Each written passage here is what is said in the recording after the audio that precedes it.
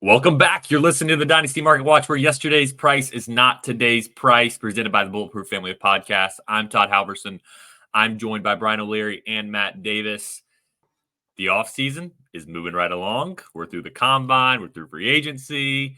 Now we're getting to some pro days, although some guys don't want to participate. Marvin Harrison Jr. Come on, Maserati Marv. What are we doing? Give us a little taste. Anyways, we're looking at some dynasty values on these moving parts this week. We're talking Justin Fields on his move to Pittsburgh. I had some shares. Matt, you told me to sell them. I didn't. And here we are. We got some situation changes at wide receiver and running back. We'll get into some landing spots at quarterback for those rookies and how those might impact their values. And then we'll talk about some trades that each of us have made this past week. Leagues were kind of hot this past week in the trade market. So we'll get into that. But before we hop right in, really quick, we ran a contest where we chose two people. We're going to do a league-wide review for their leagues. We've already announced those winners, but we're going to do one more, and we're going to tell you how you can enter it for this upcoming week. So we're going to post those videos on YouTube for your league to see, and then anybody else can look at them as well. But like I said, we're going to do one more where you can enter. To enter, you can go to Apple Podcasts and give a 5-star rating and review. In the review, plug your sleeper or plug your Twitter username so that we can reach out to the winner. Ideally, we're looking for like a 12 or 14 team Superflex league on sleeper. So if you have multiple leagues, ideally you give us that one to analyze. If you want extra entries, go give a 5-star rating on Spotify and screenshot it and send it to the Dynasty Market Watch Twitter account, and you will get an extra entry in there. All right. So you want a chance to get us to review your league, rating review on Apple Pods, and we will be sure to come in hot on your league. So here we go. Brian, time to talk some Dynasty Market Value. Play that Bad Joe. Yesterday's price is not today's price. Well, Matt, I mentioned Justin Fields. We've had some this year. We've had a funeral for Tony Pollard. We've had funerals for a few others. It's time for my personal funeral for Justin Fields. I've talked about how I've liked to play the high risk, high reward game. I took the risk on this one. Justin Fields, sayonara. Yeah, I mean, for me, he's actually finally become like a buy again, but I don't think anybody's selling really. I think we got to wait a little bit on that. Maybe in August, once the news settles in and Russ is taking all the first team snaps, then maybe you go and offer your low ball offer to the Fields guy. But like our friend Nick in our chat, I offered him Terry McLaurin like for Fields, instant decline. He was like, "Come on, man." I've offered like 209 in another league, got instantly rejected. So you're just kind of holding your Field shares right now, right, Todd? You're I'm not moving any of them. So I'm in 14 leagues. I have 3 of them, and I'm just holding them. I think like what you said, like a Terry McLaurin. I think like a running back that a team, they're going into the year, they've got their 2 quarterbacks, and maybe you can move like a random running back. Maybe not even as good as Pacheco, but that's like the kind of the range that I'm thinking about in the August timeframe when people are like just worried about their points. Brian, I know we're in a league where you have Justin Fields because before he got traded, I thought about offering for him and trying to come in and just like cross my fingers that he held on and kept a job somewhere. But do you have much Justin Fields? And what are you doing with those shares, the ones that you have? I agree with you guys that right now he is a hold. I don't thankfully have a lot of him. I didn't really see as large of an upside as maybe some others in the room had seen. I think his situation, although being like kind of depressing as to what it could have been this offseason, like moving into the season, it's better than him being on the Bears still. So, I mean, incremental growth, small little step towards being something, maybe. Tomlin's a pretty solid coach. I think they probably want to invest in him. I don't think it's a Trey Lance type of situation because first of all, we've seen Fields produce fantasy numbers. So I think that's been like the common comparison. I'm not going that far. I think we all kind of agree that Russell Wilson's not a great quarterback. That being said, like Matt's saying, he's going to get the first team reps early on and in the offseason. So I think my sell time would be when Russell Wilson stinks in 3 or 4 weeks into the season. You sell him then where someone's like, oh man, he's going to come in and Any week produce. now. Yeah, exactly. So like I think that's where people will be chomping at the bit. They're desperate. Maybe there's been a couple of quarterback injuries to their other quarterbacks. Hopefully no one notable that is on a lot of my teams like Kirk Cousins, but yeah, that's something that I think I would investigate like early season. So the next step in the Justin Fields saga is early May when they have to decide if they're going to pick up the 5th-year option, which I wouldn't expect them to do, but it is like still out in the realm of possibility because Russell Wilson's just a 1-year deal. Do they just pick it up and say, we'll take it? I think that there's some sort of way they can pick it up and then still kind of get out of it. If I remember correctly, I think that's happened in the past. I think that might have happened with Adoree Jackson with the Titans, but I think that is a possibility. I'm not expecting them to pick it up, but I think it is a possibility that they pick up the 5th-year option. And correct me if I'm wrong. I thought there was something like if you're traded that team that traded for them doesn't have the option to pick up the 5th option. I thought I heard something about that. Maybe that's the case. But if like it would kind of explain like the super low offer that got the deal done. Like it could be like a 1-year rental type of thing. I can't say for sure. I just saw some like rumblings on Twitter, people talking about that being a possibility.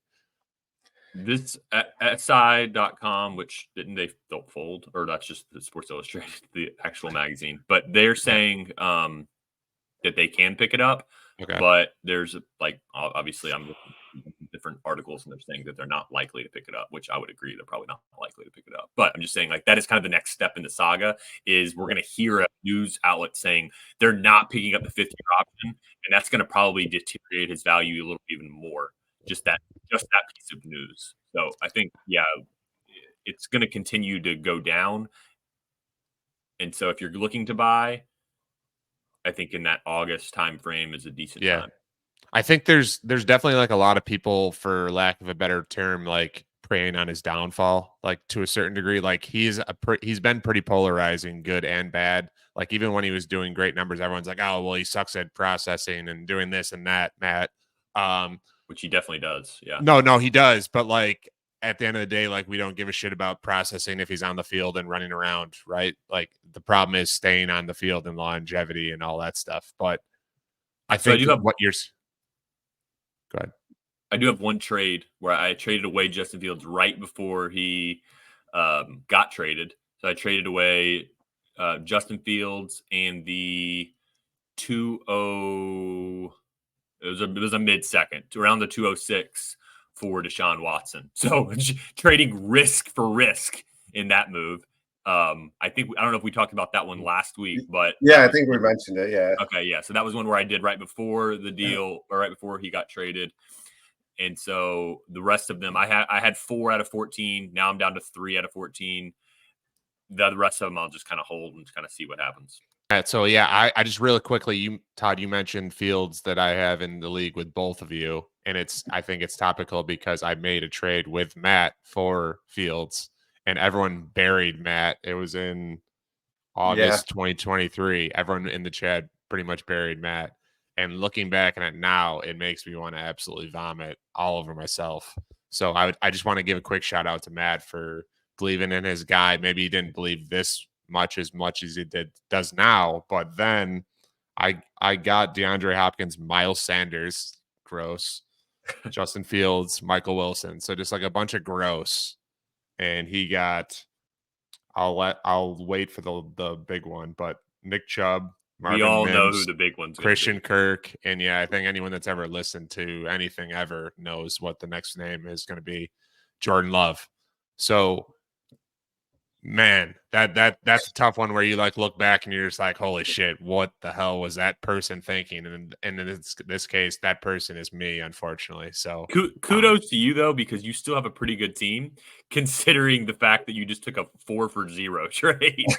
that's fair. Yeah. That's Still have a good very team, fair. still a contender. The best part about that trade was that I was, for weeks on end before doing that trade, I was trying to get Nick Chubb off you, and you were like, and we were both going to try and contend this year, and you were like, no fucking chance, like you're just going to have to overpay for him, and I'm like, well, if we swap Love and Fields, that's a whole lot of value going your way, like, yeah, that's everything that could have gone wrong for me in that trade went pretty wrong.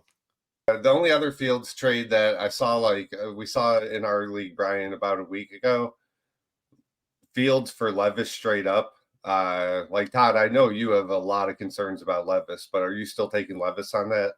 Oh, I mean, Fields is like in almost like QB 30. So yeah. I was offering Fields for Levis within like the 2 weeks leading up to Fields getting traded. When the writing was on the wall, I was offering Fields for Levis, Fields and a second for Bryce Young, Fields and a second for Watson, and I was only able to get one of them done. And I'm fine with kind of keeping a couple, and just seeing where those go, because some of them I had like high value teams, and I like trading them for like McLaurin, like what you had, like that there's no point to that. Like I can go find a Jacoby Myers or some guy that can score me 12 fantasy points any day of the week. Like that's like there's no point. I wouldn't do that now. I won't do that in 4 months. I'm not going to take Fields from McLaurin. So Matt, you mentioned Will Levis, and you were definitely the highest of the three of us on Will Levis. Not to stray too far here, but is he still worth like a future one for you? Like, are you paying a 25-1 for Will Levis? If I thought it was late, I could see doing it, just because I think the upside is still there. And the bet that you're making with Levis, it's important to remember, is you're not just shooting for like a profit or upside. You're shooting for like asymmetrical upside. Like he's not just going to go up in value a little bit. He's going to triple in value and be worth like what Jordan Love is worth right now if he has a great season. Like you're talking about 1-2 turn type guy. Yeah, that's unlikely, but I still think that's in his ceiling type range of outcomes. If he's very good this year, he's going to be like a second round startup pick. So it's the same type of concept that I was talking about with Fields. Like now the difference is that Fields was worth like a third or a fourth for a long time. And then he did pop into the first round. He kind of bounced around, but a lot of the shares that I was able to get were in that kind of like that third round type of value. Some of them even later than that on the trade market. But yeah, like what you're talking about with Levis, like I got him in like the mid 7th of a startup. And I was kind of talking to some people about the reason for the pick. And I was saying like, he's the only guy on the board right now that I think could potentially just jump into that second or third round this time next year. Most of these other guys, like these receivers, are probably just going to keep losing value, or at best, maybe they can like jump a round or two. But like, this is a guy that could just soar, like you're talking about, double or triple your value. The reason I was curious is he obviously gained a pretty notable receiver. So that's why I just kind of wanted to kind of gauge. It's interesting to me because I think I'm like you, Matt, that I feel a little more uneasy about him, not because of who he got in the offseason, but just in general. Like we've seen more things out of him. The ceiling's still obviously there. I think it's not as obvious of a ceiling or reaching the ceiling, but Calvin Ridley obviously going to the Titans, that is a pretty notable move, right? And they're going to add a lineman in the draft too. Yeah, a good chance of adding the top lineman, and that's all you can really ask for if you're a Levis stockholder. Obviously, I have a lot of him, and you look at everything Tennessee did this offseason, and all of it points to giving Levis his best opportunity to succeed. They let Vrabel go. They were one of only 2 teams with 7 head coach openings. One of only 2 teams that hired an offensive-minded head coach. they brought in Calvin Ridley. They're retaining Hopkins. It sounds like they're going to address left tackle with the 7th overall pick. So yeah, Levis is going to get a fair shot. When it comes to Ridley being there, I mean, I feel like he was such a boom bust, like almost like fancy Gabe Davis last year. I don't think there was any situation outside of maybe Kansas City of him going to that was going to really make me change my opinion on him. Like I still consider him like that boom bust veteran wide receiver 2 type guy, even in Tennessee. Trevor's obviously a lot better than Levis, but I don't really care that much. I'm not lowering his value that much from the change. What about you guys? I've seen a few Ridley trades, but nothing that jumped off the page to me as like a value change one way or the other. So I think I'm on the same page as you, and I think a lot of other people are too. Like it's been pretty notable how good at times he was and how bad at times he was last year for sure for the Jaguars. Todd, have you seen any trades, or do you have a take being a resident Titans fan? No, I thought I liked the fact that they got him for 2 years. I think it's kind of like here's Will Levis's partner for a couple of years as he has Hopkins, and you just kind of see where things go for Levis. I do think that Levis probably has 2 full years to roll with as long as he's decent this year. So yeah, they're probably going to get to they're probably going to get to like 6 or 7, 8 wins, and there's the quarterbacks. There's maybe 1 or 2 quarterbacks coming out in this next year's class. Unless they were able to like sign like a Geno Smith or something in free agency, I would say that he's probably going to be the starter again, at least week 1 in 2025. But as far as like Calvin Ridley, he falls right into the post glob wide receiver tier. And I wouldn't be in a Dynasty Market Watch spot if I'm not talking about the wide receiver glob, which is like that 10 through 24 range. And like the guys in that post glob are that you can like look to trade back to are like the Calvin Ridley. We've talked about we'll talk about Deontay Johnson, Chris Godwin, Marquise Brown, Christian Kirk, McLaurin, who we've talked about. A lot of these guys that they're like, they're not great for value. Like they're not going to surge in value, but they are going to score pretty similarly to those guys in that wide receiver 2 range for Dynasty, like those T. Higgins or Zay Flowers type players. So you can get like a Calvin Ridley for cheaper than a lot of those guys. And I like that. So Todd, you mentioned Higgins. I think he's a good name to kind of base a trade off of, right? So to trade back from you having T. Higgins trading for Ridley, what would you need in addition to Ridley? Like a second? Yeah. So if you are part of the wide receiver, and I think I wanted to kind of do like we need to do like a full podcast around like kind of the wide receiver glob theory. And we've talked about that, but part of that is I think it's okay to have like a lot of these guys if you're a rebuilding team. In fact, I do have a lot of these guys on rebuilding teams. I think where it comes into play is you should be trading them away on contending teams, like this trade, what you're talking about, trading from a T. Higgins to a Calvin Ridley, and then what can you get on top? I don't love the idea of just doing like a 2-for-1 type of leverage trade on these guys, because I think you're just going to get a throwaway like 207 or something, where it's going to be like this year's version of Kendre Miller, where you're like, sweet, like maybe you get to maybe you're the guy that hits and you got Tyjae Spears. Even then, like what have we really accomplished? Tyjae Spears and Ridley for T. Higgins. I probably would lean T. Higgins on the value front. So like, I don't know. I would want it to be like a 2-for-2. So you have to get creative and say, can I get Calvin Ridley and like the 112 for like T and the 210, something like that would be what I would look at. And I didn't like flesh out that value, but that's just kind of as I'm spieling here. Yeah, I'd agree with that. I mean, it would take more than Ridley in a second for me to move T, just because, like you said, the value I think is with T there. The other guy that we saw changed teams since our last podcast was Hollywood going to the Chiefs on a 1-year, $7 million deal. I've seen people, it seems like everybody has the same reaction. Everybody's going to like sell high on Hollywood. It seems like people are aiming for that late first, like that 111, 112. I haven't really seen any of those deals get done. I haven't seen a Hollywood share get moved. So I don't know what are you guys are kind of thinking the same way though, right? Like see if you can sell high on whatever shares you have. I personally wouldn't sell him for 112. Really? That's not to say that he's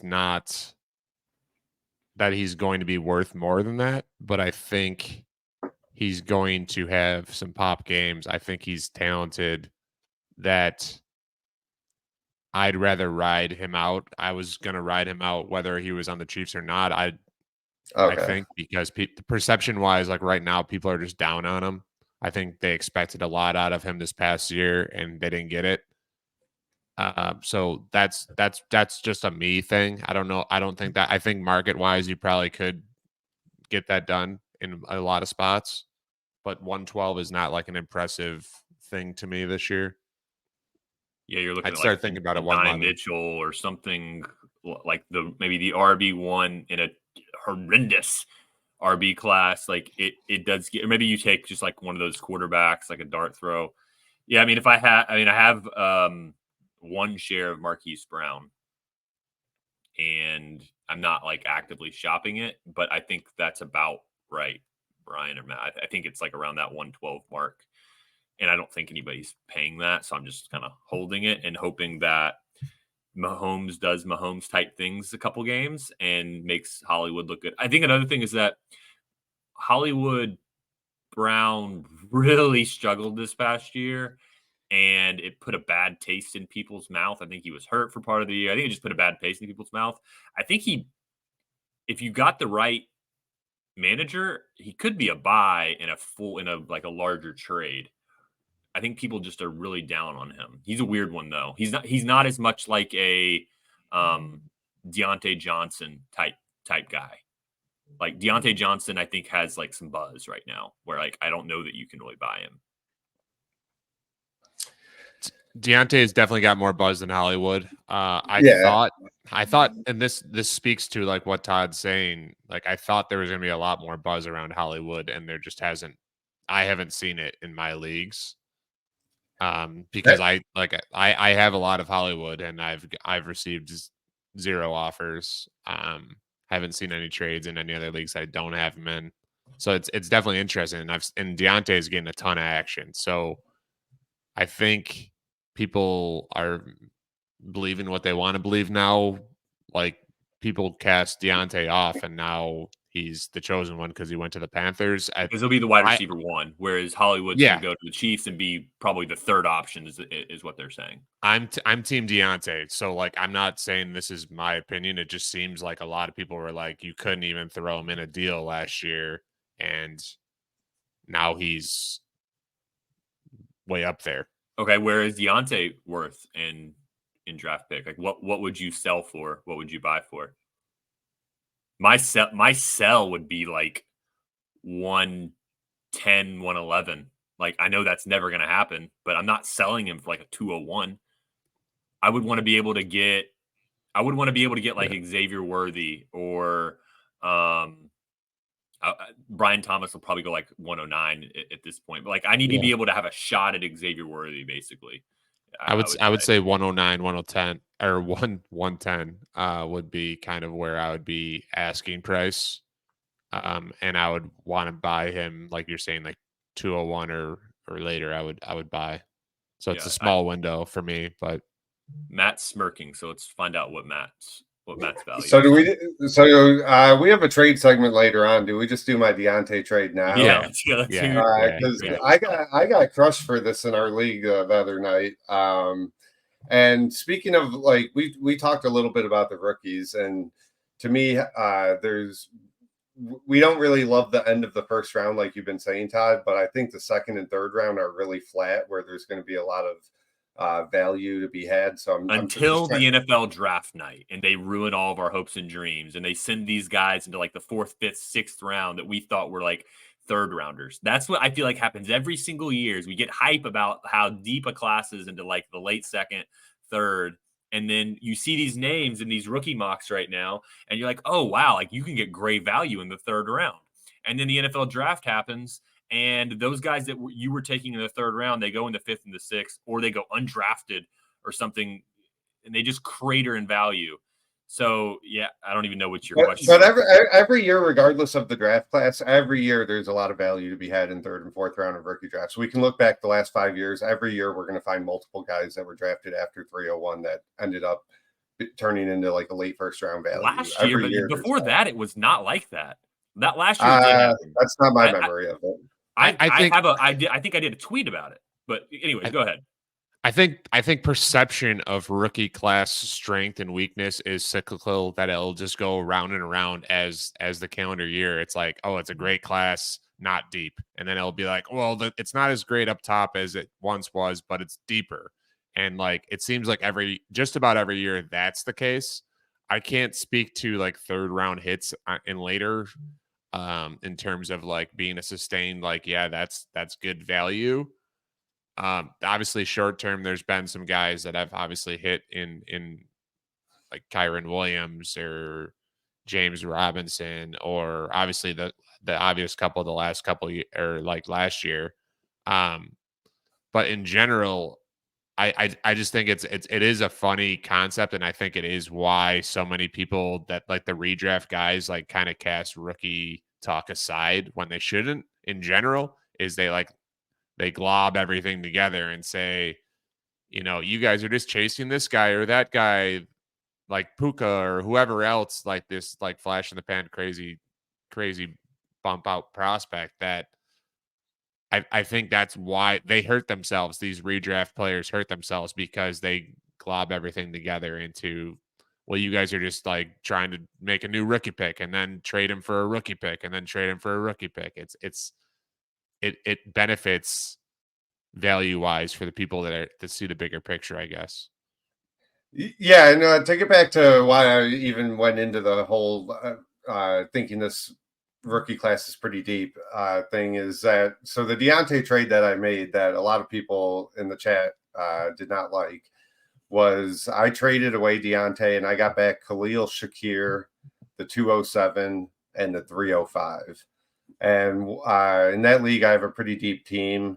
And like I said, I basically just wanted to turn Deontay into 3 lottery tickets, 3 dart throws. I like a lot of what Khalil Shakir did down the stretch, even in the playoffs last year.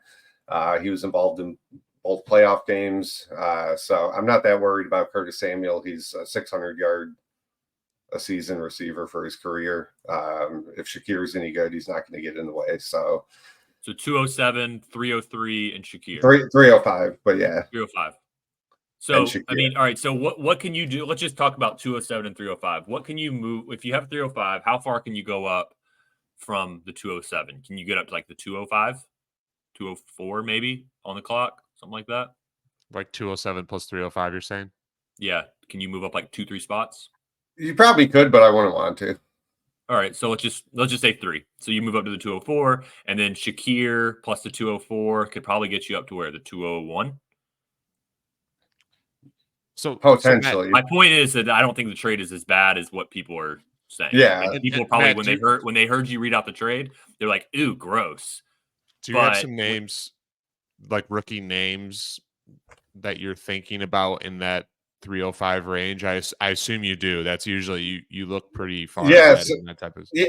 Yeah. So what I was doing recently, a few days ago, and I'm not taking this as any kind of gospel. To Todd's point, the actual draft is going to change a lot of these orders. But I was on Keep Trade Cut and go into their rankings, and then you can filter by rookie rankings. And so like that 207 pick, names around there are like Keon Coleman, Trey Benson, Xavier Legette. Like I would love all those guys at that 207 range. Roman Wilson is after that. I've said a lot on the show before how I really like Roman Wilson. You get into that 3rd round, you got the Washington guys, Jalen Polk and Jalen McMillan, like them. Jalen Wright from Tennessee, Will Shipley, Malachi Corley, Marshawn Lloyd, Ricky Pearsall. Those guys are all guys that are projected to go in the third round of rookie drafts. I like those as dart throws, all of them. So say it's Pearsall plus Leggett. Are you feeling good about the trade that you made? That's I guess my point is like you're putting like faces to the Shakir, and then those two guys. Yeah, I'm feeling pretty good about that. And like, this running back class is supposedly total ass, and I kind of agree with that. Like, sure, I'm sure people know what they're talking about, but like in that league, right now after a few trades, I have like 5 third rounders, and like the hit rate on any one single one is pretty low. But if you can get to a position where you have almost half the third round to yourself, I like your chances of finding like 1 or 2 dart throws that end up being worth all those picks combined. So this is also the same league that you crushed me in for the Jordan Love. Yeah. So that's why, and I thought that Deontay trade was just going to be kind of ignored, and like people are like, man, what the fuck? Holy shit. I was like, wow, really? Like, all right, Deontay's hotter than I thought his name. I was surprised. I was surprised to see that reaction too. I wouldn't have reacted, that's for sure. My reaction was just interrupting Shogun watching, so that was my issue. Yeah, I did. I have received several. I have several Deontay shares, and I have received several offers for him. So I did kind of have the feeling that Deontay's name was hot, like I said, compared to like someone like Hollywood Brown. And so Deontay, I got an offer of Deontay for Javonte Williams, and I kind of considered it. Ultimately, decided to roll with Deontay. I got an offer of. Oh, and I made a trade of trading away Deontay for Njoku. It's a team where I'm contending, but my only tight end is Hawkinson. So I'm not going to have a tight end to start the season. And so I needed to trade one away. So I did Deontay for Hawkinson. Or Deontay for Njoku. So I feel like that was just kind of like a even swap. Yeah. And that was after he got moved to the Panthers, and so that was brought to me by someone that was really kind of seeking him after that move to the Panthers. Todd, is this the team that you said you're pretty deep at receiver too? So it's kind of like he was a surplus. Yeah, I remember you saying that last week. Yeah, deep at receiver would be an understatement. So I will humbly not talk about all the guys that I have in the top like 8 of Dynasty wide receiver rankings, but they are fruitful. Before we get to like our next segment on the situation changes, the only other receiver that got moved after we recorded last week was Keenan Allen. Got traded to the Bears for a 4th round pick. I don't care that much about it. I guess I would I don't have any Keenan Allen shares, which is probably why I don't care. But like if I did, I wouldn't be in a rush to move him. But theoretically, I think his value drops a little bit because he's not going to be with Justin Herbert, and we don't know how Caleb will really be. So one thing I found kind of interesting as I was looking at Keenan Allen, like on Keep Trade Cut, for example, he's wide receiver 45, and that puts him behind a lot of those guys from that list that I gave earlier that included like Amari Cooper, Terry McLaurin, Deontay Johnson, Chris Godwin. McLaurin's a weird one to me. I feel like he's a little bit overrated just on Keep Trade Cut. I'm not saying within like the market as a whole, but I think I'd rather have Keenan Allen than McLaurin. What about you guys? I would prefer Keenan Allen because I don't understand why people can't quit Terry McLaurin. I don't know what it is. He must have something on them that they are worried about it leaking or something, because he's a good guy. I think that's what it is. He's just he's a good guy, cool, but like he's good, but like he's never going to be like the great guy the great player. He might be a great guy, great player that everyone keeps telling me he is. I don't see it. I don't understand it. Keenan Allen, I know it'll be short term, but I know like that dude gets buckets. He does. Yeah, it's probably a 1-year thing with the Bears. And then let's just assume one more good year. So like, but that one good year should be pretty damn good. I'm pretty optimistic that he can be. I mean, it might be. I mean, his wheels can fall off at any point, but like, yeah, I'm optimistic he can be a wide receiver as recently as this past year, right? Like that was elite production. It was weird production, but it was elite production. Yeah, but QJ was like the worst rookie wide receiver of all time. Mike Williams got hurt like halfway through the season. You really had Keenan Allen. Eckler was pretty washed, even though he got some targets. But I mean, you really had a perfect environment for an elite QB to be funneling throws Keenan's way. Now he's going to have DJ Moore. He could end up having Odunze if they get him at 9. That's a popular rumor. We don't know if Caleb's going to be any good. They signed DeAndre Swift. They probably want to not sling the ball a ton with Caleb. It would be my guess, but I don't know. I would not expect him to repeat last year's performance, like for sure, where he was averaging like 100 receiving yards a game or something like that. But I could see holding him if you have him, though. Yeah, I don't think it's something that you would necessarily need him to produce 100 yards a game either to be better than Terry McLaurin, though. I mean, right.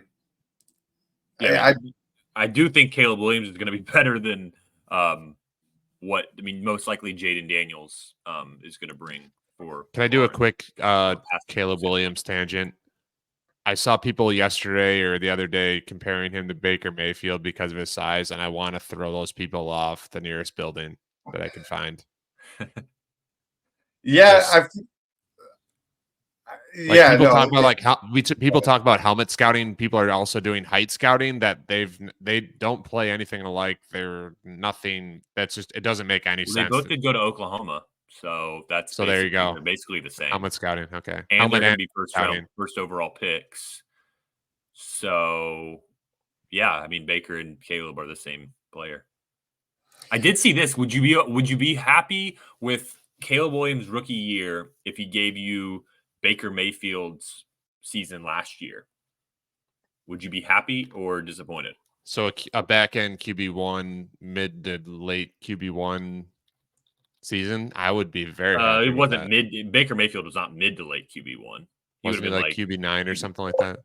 I'm gonna guess in I think he was like a mid QB2. Mid QB2. Yeah, oh, okay. Sure. I would only be happy with like, I'll say a great QB, like on the floor side of my happiness.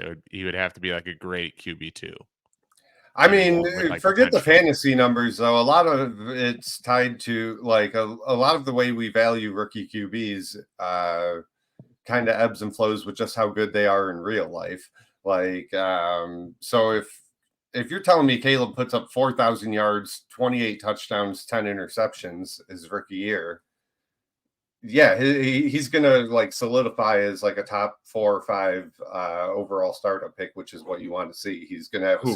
I think he would just kind of solidify his current value. I don't think so. Stroud just went bananas. And moved into like QB3 conversations. Yeah, but he went bananas. Like you're talking about a very like mid QB2 season. Not fantasy wise. Stroud did not. I mean, Baker. I'm talking about Baker. Stroud was fine. Baker. Yeah, I'm talking about Baker. Right. So I'm giving Caleb a Baker Mayfield mid QB2 season, and you're saying that you think that he would go up to like QB4-ish overall. Yeah. Yeah. Especially considering he was more highly regarded prospect than Stroud was, and also Stroud, Baker, and Caleb. Caleb is the only one that runs. But yeah, I mean, Stroud in 15 games had 4,100 yards, 23 touchdowns, 5 interceptions. His numbers were not that drastically different than Baker's last year. He just threw a few less interceptions. So if Caleb has a similar year statistically to Baker, he's going to have a similar year to Stroud, his rookie year. It's not like Stroud put up 40 touchdowns last year. Yeah, so, for what it's worth, CJ Stroud is a massive sell. I mean, I don't know. I could see that, but that's probably conversation for another time. All right, so I guess from there we can go into the situation changes from free agency that we wanted to cover. I think an obvious one. We're talking about. We were just talking about Keenan Allen. Why don't we just shift over to his former team? Yeah, Justin Herbert. A lot of moving parts over with the Chargers, right? You got Herbert with TBD weapons. You got Harbaugh coming over and wanting to run smash mouth football, and probably going to take Blake Corum with their first pick. They basically have to address running back pretty high in the draft, I think. They have Gus Edwards, and I guess maybe Joshua Kelly's still on the roster, and Isaiah Spiller, like the guys who have never done anything or just been bad. So my feeling with running back is that they're going to draft two guys if they don't take Corum, and just like hopefully one of them works out, or kind of like a yin and yang type of backfield. That's kind of what my gut was saying. I think Corum almost feels too obvious. That's why I'm not sure that's going to happen. I think they're going to draft a running back on day 2, but it sounds good in theory, but you never know who these coaches really like. Obviously, the hot topic right now with the Chargers is that Herbert is screwed and he's now going to be terrible because the situation's horrible. I think it's going to be kind of short-lived on his situation being horrible. So in the draft, they're either going to add a receiver, which I think is most likely, or a high-level tackle. And so if they added a high-level tackle, then you've got Slater on one end and another stud on the other end. Most likely it'll be a receiver, though, in my opinion. So as soon as they add a Malik Neighbors type, I think people are going to be like, ooh, like the hype is going to kind of build back a little bit. And I think right now Herbert's pretty gettable on the trade market. In that, I think he's probably being valued on the trade market as like QB 12-ish. I saw a trade in a league that Brian and I are in, and there were a few moving pieces. I'm going to kind of try to keep it a little bit more simple than the actual trade because it was a 4-for-4. But the other pieces were like Mingo, Chig, Okonkwo, guys like that are absolutely meaningless to the trade. So anyways, here's basically the trade. Herbert and Ridley for the 104 and Tank Dell. Herbert and Ridley.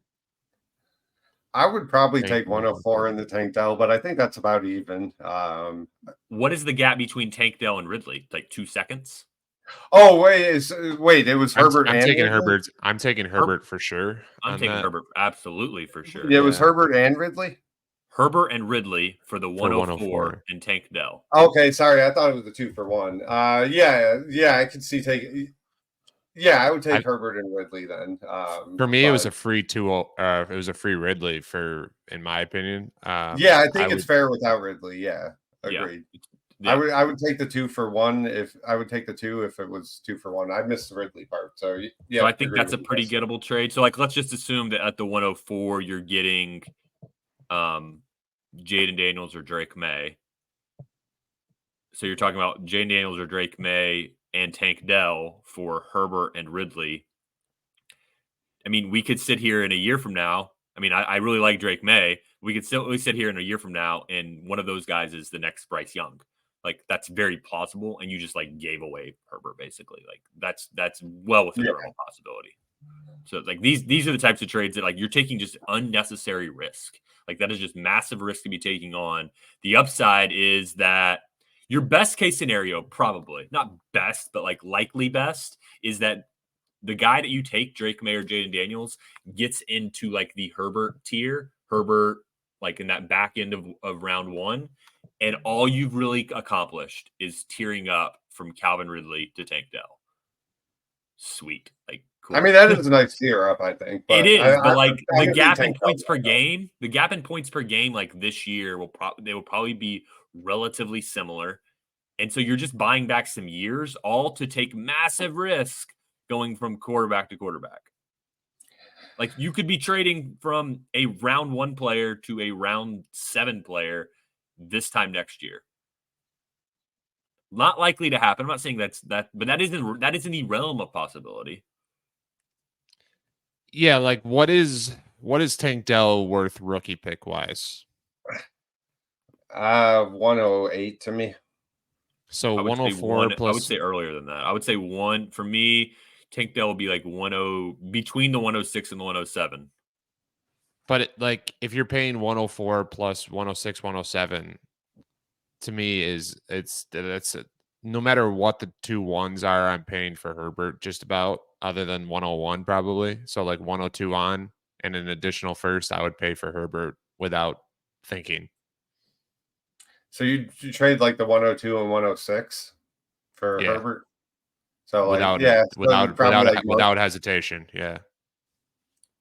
yeah.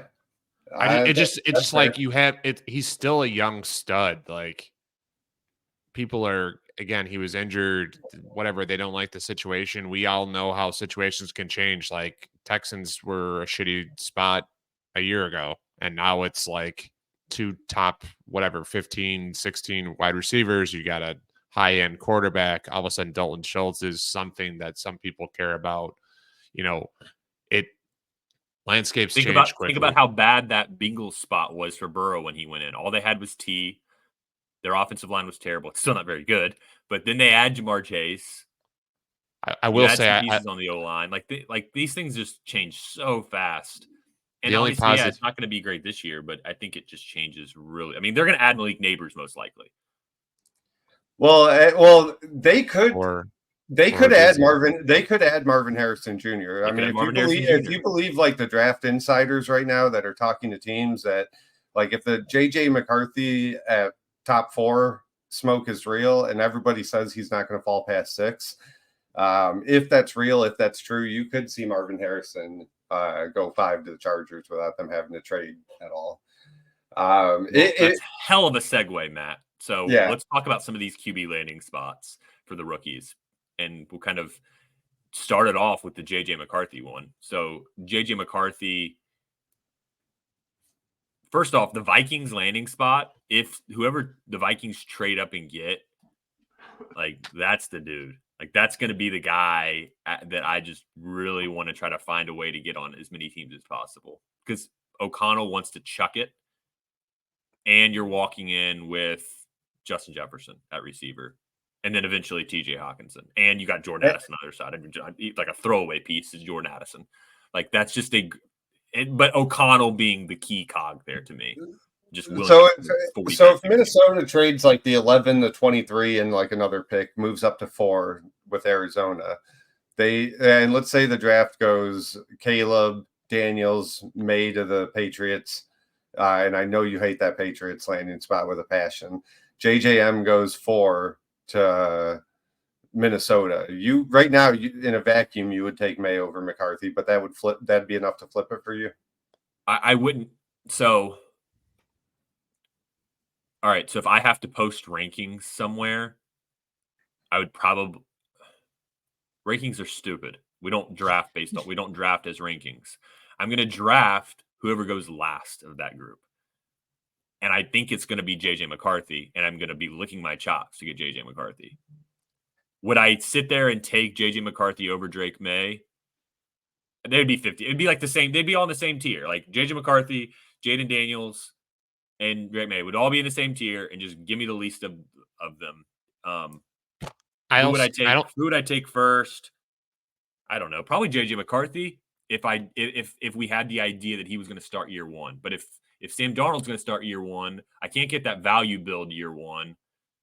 But also, is Jacoby Brissett going to start year 1? I need that information to know who I'm going to take, because I want whoever I take to have the possibility of becoming CJ Stroud and just soaring into the first round. And if they're not starting year 1 or not starting week 1, that limits your initial upside.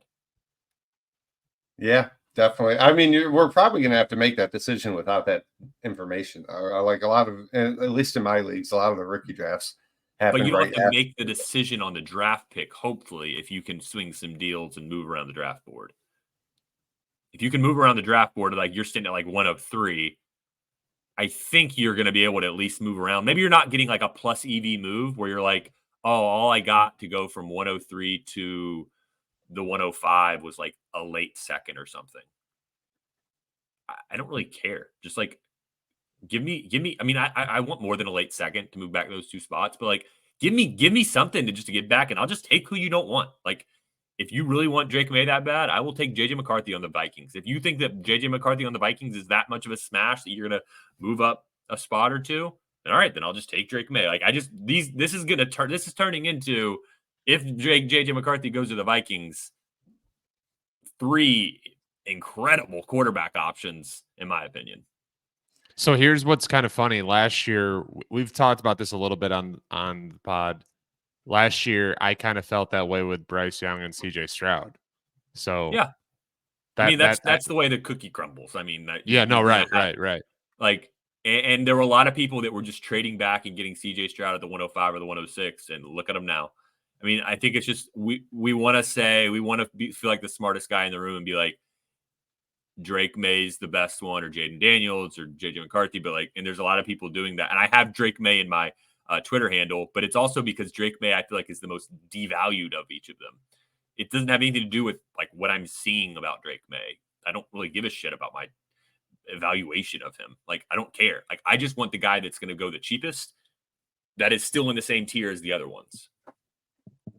The interesting thing to me that definitely seems like it's changed in the last few weeks is like when we were doing our rookie draft and like talking about the rookies a month ago, it was pretty locked in that Bowers was going to go 6, Odunze was going to go 7, and then like JJ was starting off that 8 and 9 tier, and now it seems like he's moved past Bowers and Odunze, and like if he does go top 4, you're looking at possibly Odunze at 108, which is a spot down from where we were talking like a month ago. So these top 8 are just going to have insane value. Yeah.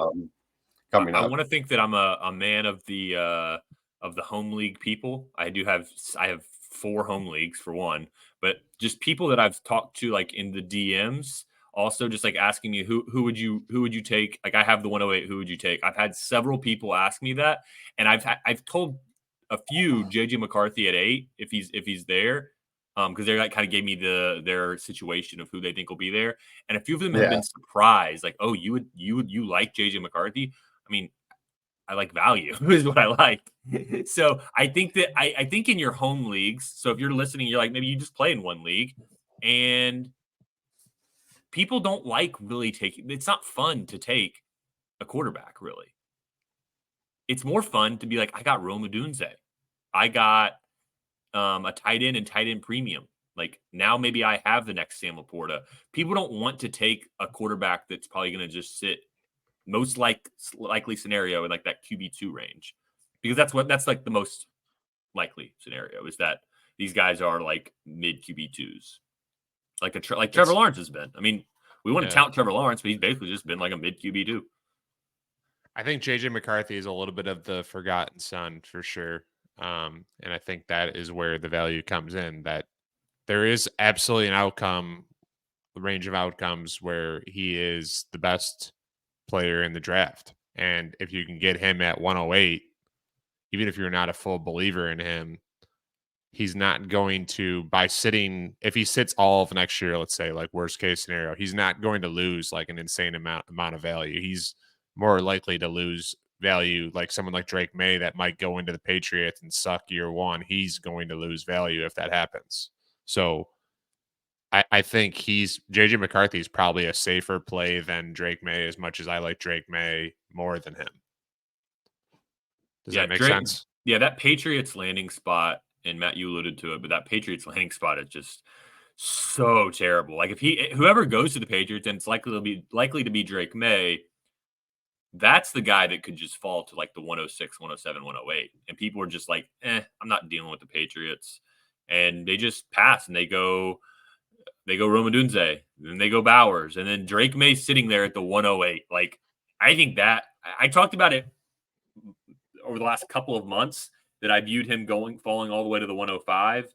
I think it's going to end up going even further down the draft board in some drafts, not in all, not in maybe your sharp leagues, but I don't think we're just like necessarily just talking to people that are all in like sharp leagues. I think you have to think about like the kind of leagues as a whole, and he's going to fall in that 106, 107, 108 range. And when that happens, you should be like pouncing on a trade opportunity in that range. Even if all these landing spots happen and he goes to New England, personally, I don't think I could let him fall past 104. Like I do go back and forth with him and Daniels. If Daniels goes 2 to Washington, I think Washington is just an average landing spot. I don't think it's really bad. I don't think it's good. You were the company Drake May guy early in the offseason. When we did a rookie mock, yeah, you were talking about taking the 103. Oh no, we were talking about how we would rank. I don't remember what it was. We were doing a ranking, plug for a previous pod. We were doing a ranking of players from the last, was it 2 or 3 classes? And you had Drake May higher than any of us, and I thought I was pretty high on Drake May. And you had Drake May higher than either Brian or I. Yeah, I mean, the reason I go back and forth with him and Jaden Daniels is strictly the rushing upside that Daniels presents. But if I was an NFL team, this would not be a decision whatsoever. I would take May the second overall pick, and like there would be a gap between him and Daniels as prospects. I think real life wise. Yeah, the pressure to sack numbers for Jaden Daniels are highly concerning. So if you're not familiar with pressure to sack, basically it's when you receive a pressure. So when the defensive line gets a pressure on you, what percent of the time do you actually get sacked on those? Like, and he breaks the chart on how often he gets sacked when he gets pressured, and that's a major concern. Like if you look at Patrick Mahomes, when he gets pressured, he almost never gets sacked. It's like 10%. Jaden Daniels is like 25 to 30%. Yeah, and I mean, if you just look at like Drake May was producing as a sophomore, like great numbers. It took Daniels basically until these last 2 years to be really good. That Tez Walker guy is like talked about like a player that May had to help him out, and he was like the worst fucking player at the Senior Bowl. Meanwhile, Jaden Daniels was throwing to Malik Neighbors and Brian Thomas Jr., so he had a bunch of talent around him. I just think May is clearly the better prospect. I'm not that afraid of the New England landing spot. If he does go there and it drops his price and I end up getting him at like 106 or 107 when I didn't expect to, I'll love that. I wouldn't drop him past 4. So you mentioned rushing, and this stat's a little clunky, so stay with me here. But I'm looking at explosive run rate their final 2 years in college, and it's per season. So like obviously this is a little bit fluctuated based on how many games you've played, but over their final 2 years, Jaden Daniels averaged 40 or had 43 per season explosive run rate over 10 yards. All right. 43. He led basically every quarterback since 2016, I think it is. Second is Drake May with 28 per season. He's tied with Deshaun Watson. So Drake May has some wheels to him. Yeah. Now, this is obviously, it's not apples to apples. Some guys might have played 15 games versus like 13 games. Somebody might have got hurt. Like Trubisky only played 1 season. So like he had it is a little bit clunky of a stat, but the fact that he's that high up kind of goes to show that he has some wheels and he can run. And so I think that that's a major underrated aspect to him, that he can be whatever Trevor Lawrence is doing running wise. I think he can be above that. He's not going to be the Josh Allen type runner. I think he's going to be like maybe tack on 15% on Trevor Lawrence, 20% on top of Trevor Lawrence, something like that is what Drake. Well, I'm not just doing the helmet scouting, but like hopefully he's a better passer and doesn't take as many sacks. But like I think of him as a Howell type rusher, whereas Jaden Daniels has like the Justin Fields type rushing potential. Oh yeah, I'm not comparing the two. I'm not comparing the two running wise. Yeah, no doubt. I'm just saying like, not the knock, but the people are, just looking at him as a Justin Herbert type. I think that he's got more to him from a running perspective. The one outcome that I'm rooting for in the NFL draft that I don't think will happen, but we'll say it has an outside chance of happening, is there are a lot of people that have Odunze as wide receiver 2 over Neighbors in like the NFL community, according to a lot of reports. So if Odunze went 5th overall to the Chargers, then I think you see him hopping some of these QBs too. And that's when you get like the Neighbors and Drake May at like 105, 106, where you're like, what the fuck? These guys were in the 102 talks a month ago. So the draft is going to change a lot of these spots for sure. Yeah, and then another one from a landing spot perspective for quarterback would be the Giants if JJ McCarthy goes there.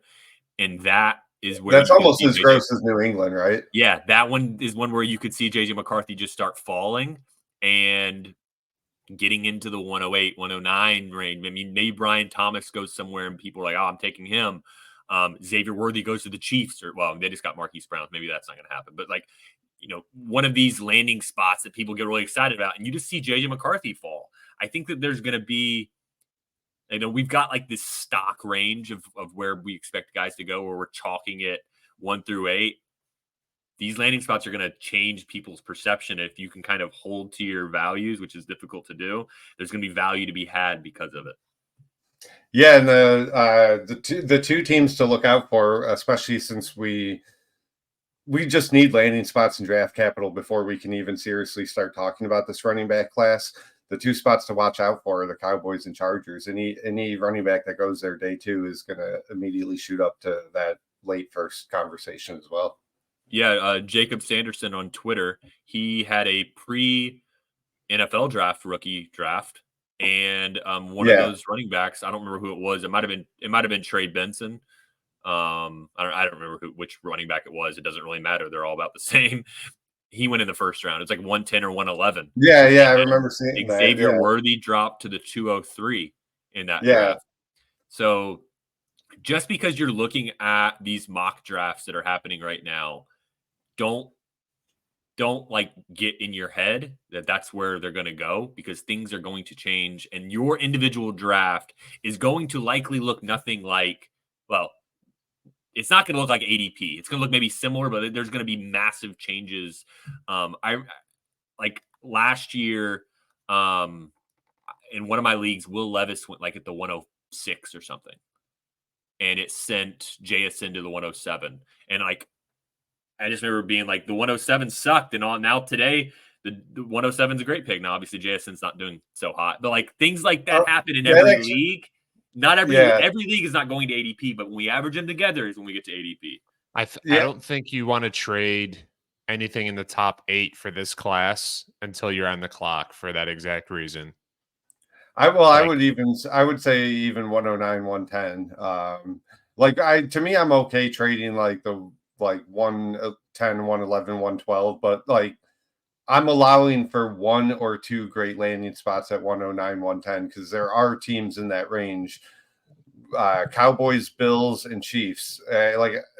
Hollywood was signed for 1 year, $7 million. I do not think that is going to. Yeah, they could still go Worthy. And the Bills, and I think the Bills and Cowboys are great candidates to take a receiver there. So, and like you said, Cowboys running back. I mean, they could take a running back, and that just pops that guy into the first round. Yeah, definitely. Yeah, but in one of my home leagues last year, Brian, my buddy J Mac from a couple leagues we're in together. He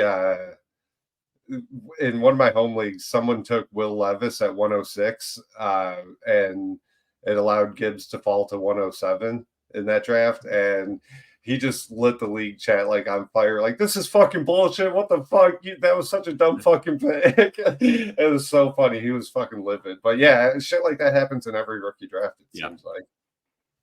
I think just speaking to the draft order, I want to just one thing. I think you mentioned Odunze going 5 to the Chargers. I think there's going to be people in your league that have Odunze high, regardless of like if he's in the top 15. I think people are going to have Odunze very, very high. There's a couple people that I just like taking receivers. They like taking receivers. Taking these quarterbacks is not quite as fun. You see these guys bust more often. It's just not as fun, I don't think, to people. Well, and I mean, they also draft for need. I don't think it's just rookie fever. Like the NFL draft, people that talk about this that have nothing to do with fantasy football are fucking in love with these top 3 wide receivers. Like they're getting a lot of monster hype from the non-fantasy community. So I get it, man. I hope they're all as good as people project. Obviously, one of them is probably going to bust.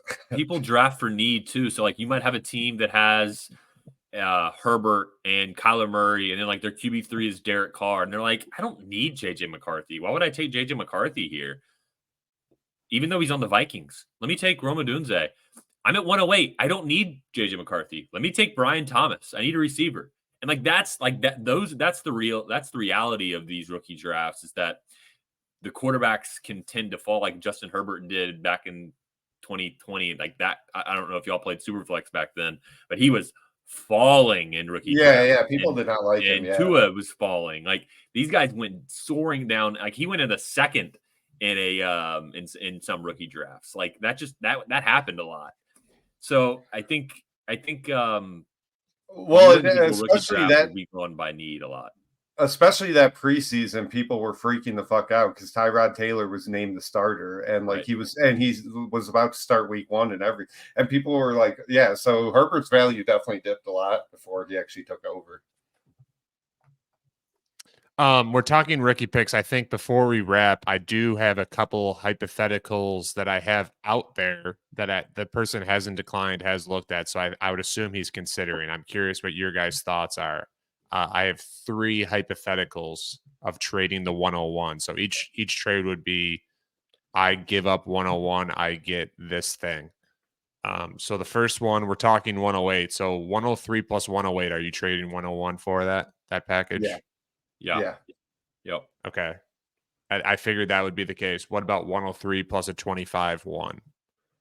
Yeah. Yep. Let's assume late. Yeah, I would trade 103. Okay. I would trade 101. Yeah. I would trade the 101 for the 103 and the 25-1. Okay, and the last one, 103, 203, 206, 207. So 3 2s on top of 103.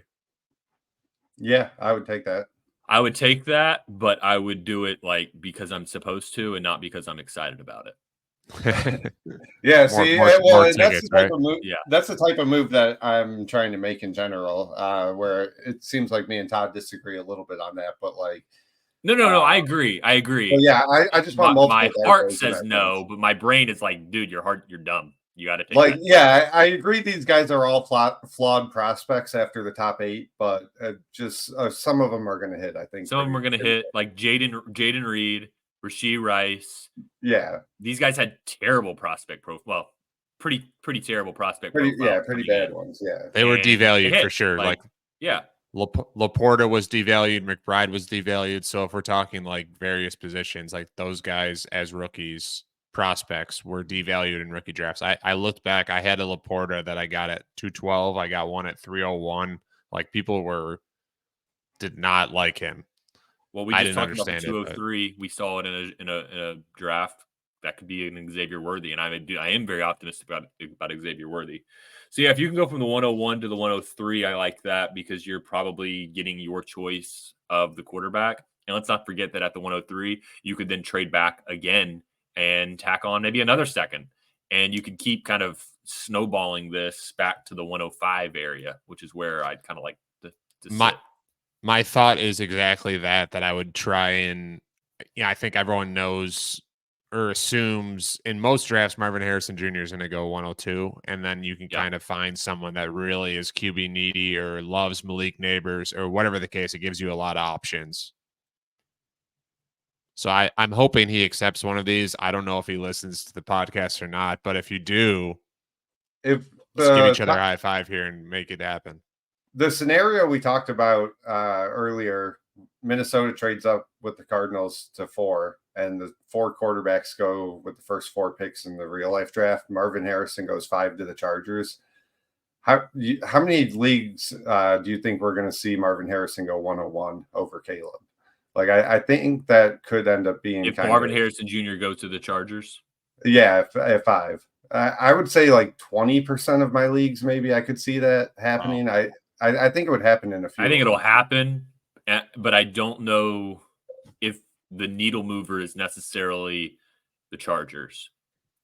I think it will move the needle. Let me rephrase that. It will move the needle a little bit, but I think that without him going to the Chargers, I think Marvin Harrison is just going to innately go, call it 10% of the time at 101.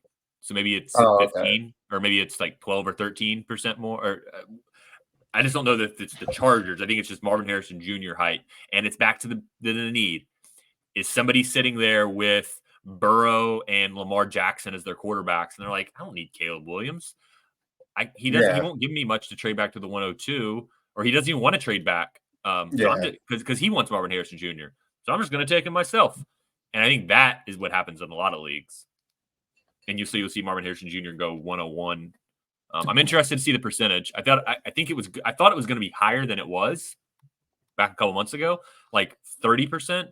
Now I'm thinking like 10 to 15, and maybe that Chargers move is what pops it to 20 to your point. Yeah, it's hard to imagine him going anywhere except Arizona or the Chargers, both of which would be pretty nice landing spots. But you never know. I mean, the draft is always full of surprises. Him not working out at all kind of states that he knows something, right? Like he knows one of those two teams loves him, if not both. Yeah, and so it gives us optimism about his draft capital being the 4 or the 5, but at the same time, it kind of killed that 30% going 101. Because if he had ran at his pro day, ran like a 4.38, he had weighed in at like 215. We got to see his height, like all these different things that like don't really actually mean anything, but the hype train would have left the building, and he would have just gotten people so excited about seeing the film. The video of him running like a 4.38 at the combine would have just broken Twitter for a day. Yeah, no doubt. All right. I think we've hit on quite a few topics here. Again, I just want to give a quick shout out to the couple guys that won our contest. We're really looking forward to doing that. One league has already given us access, so we're going to start diving into looking at trades and stuff like that. So just again, for that third winner of the Apple Review Challenge, you can expect us to want co-manager access. We'll dive into everyone's team's roster makeup. We'll look at past trades. It should be pretty cool, and I think it's something that a lot of your league mates, if you talk to them, will enjoy. I know Matt and I had a league where we kind of did something similar to this. Someone did for us. That was awesome. Everyone loved it. So just a little plug quick. Yep, definitely looking forward to it. Yeah, so we'll announce the next winner maybe on next week's podcast. So you've got basically from now until like Tuesday of next week, which would be like around like the 26th of March. So get your ratings and reviews in before then, and we'll get a winner in for the third league review. Thank you for joining the Dynasty Market Watch presented by the Bulletproof Family of Podcasts. We're going to keep coming back each week. We are 5 weeks out from the NFL draft. We're going to get those landing spots. We need them. You can find us on Twitter at Brian_Leary1. Matt is at Dynasty Peasant. I'm Todd at Dynasty SFlex. Thanks for joining. Celtics over Nuggets. Yeah, right.